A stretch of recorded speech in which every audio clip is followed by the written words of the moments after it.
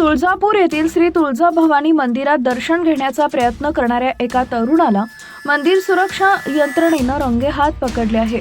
निखिल मदनलाल परमेश्वरी असं या तरुणाचं नाव असून त्यानं VIP दर्शन घेण्यासाठी जे केलं त्यानं एकच खळबळ उडाली.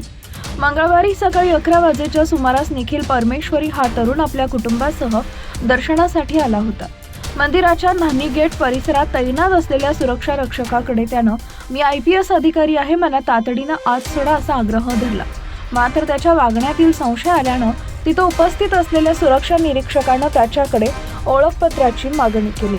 निखिलनं सुरुवातीला आत्मविश्वासानं गळ्यातील ओळखपत्र दाखवले, मात्र सुरक्षा निरीक्षकानं त्याची बारकाईनं पाहणी करताच तो हादरला.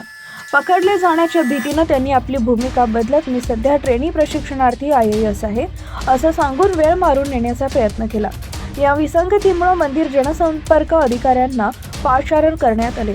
PRO यांनी ओळखपत्राची तांत्रिक तपासणी केली असता ते पूर्णपणे बनावट असल्याचं स्पष्ट झालं. वडिलांच्या विनवणीचा उपयोग झाला नाही.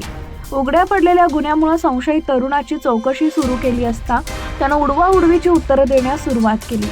यावेळी सोबत असलेल्या त्याच्या वडिलांनी आपल्या मुलाची चूक झाल्याचं मान्य करत पोलिसांचा पाय धरून माफी देण्याची विनंती केली. मात्र सुरक्षेच्या दृष्टीनं हा प्रकार गंभीर असल्यानं पोलिसांनी त्याला ताब्यात घेऊन तुळजापूर पोलीस ठाण्यात नेले. सध्या संबंधित तरुणावर गुन्हा दाखल करण्याची प्रक्रिया सुरू आहे.